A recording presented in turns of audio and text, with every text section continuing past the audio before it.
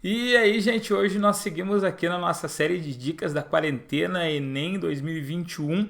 Eu sou o professor Bussunda, se você não me conhece, né? Siga minhas redes aqui e aí a gente se encontra e eu posso te dar mais dicas e tudo mais. Mas olha só, queria pedir desculpa que saiu um erro. É todos os dias aqui na sexta-feira, não sei porque eu não programei ou esqueci de salvar a programação lá no YouTube. Não saiu a carta de Peru Vaz, que daí saiu no sábado de noite, quando eu me dei conta que tinha dado erro dos problemas.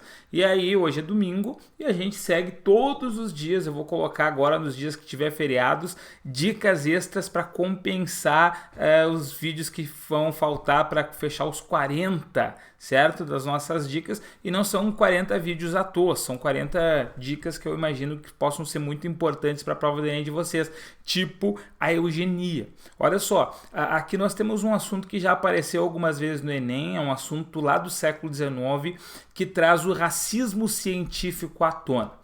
Gente, nós temos o primo do Charles Darwin. Ele é mais conhecido como primo do Charles Darwin do que pela eugenia, mas ele é o criador do termo eugenia, que é o bom nascimento, etc., que é o Francis Galton.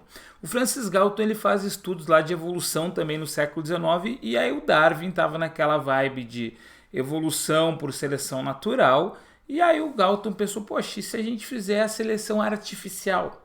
Se a gente fizer a seleção de indivíduos, se a gente fizer a separação para tentar aprimorar a espécie. E aí vem essa ideia de eugenia, aonde se estrutura sobre ela a ideia de racismo, que é bem interessante você observar. O racismo que tem até o século XVIII, ele é um racismo por N motivos, né? A questão crucial do racismo, pelo menos contra o africano, ela está muito vinculada com as navegações, com o processo de ocupação dos europeus pela América.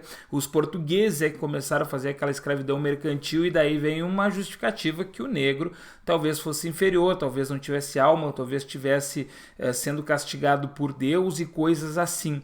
Então tu tinha uma justificativa anterior ao século XVIII, que é anterior ao iluminismo, que ela era muito cheia de religiosidade e tudo mais. E agora, quando a gente chega no século XIX, que o iluminismo ainda está em voga, né, nós temos a era já do iluminismo, os caras começam a desenvolver aquilo que a gente vai chamar de racismo científico, que eles vão começar a criar explicações que hoje são consideradas pseudociências. Inclusive eu coloquei aqui, ó, atualmente é pseudociência a eugenia, mas ela já foi considerada uma ciência séria e tudo mais. E os caras começaram a dizer, através de pesquisas muito furadas, que não levavam em consideração fatores socioambientais, que o negro ele tinha menores números e dados e estatísticas que os brancos. Tipo, o QI era mais baixo, o salário era menor, a escolaridade era menor.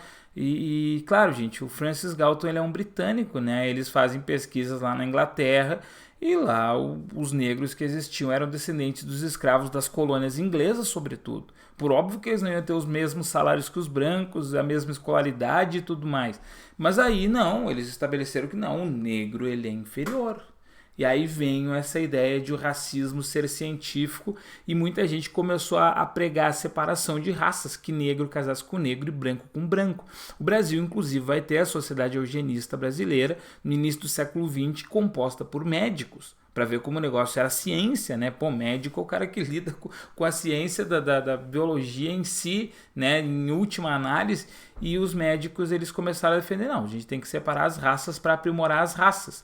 Só que dessa ideia também vinha a ideia que o europeu era superior, porque ele era o branco, que estava formando a indústria, estava se modernizando, tinha o pensamento liberal, era o civilizado, entre aspas, e aí o negro era o inferior. A eugenia está muito associada com a época da ocupação da África, com a época do imperialismo, e com a época em que ainda em alguns lugares do mundo, tipo Brasil e Estados Unidos, o negro era escravo.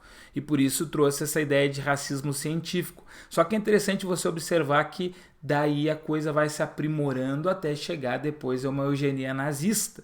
Porque se, por exemplo, se os brancos são superiores aos negros, entre os brancos, quem que é superior? O ariano, vão dizer os nazistas depois. Tá? Então você gera uma onda racista muito forte e defendida por tese científica naquele período histórico. certo? Se liga, eugenia. Os caras também podem usar o termo biopolítica, né? Uma política baseada nas características biológicas, certo? Seguimos, até amanhã. Tchau.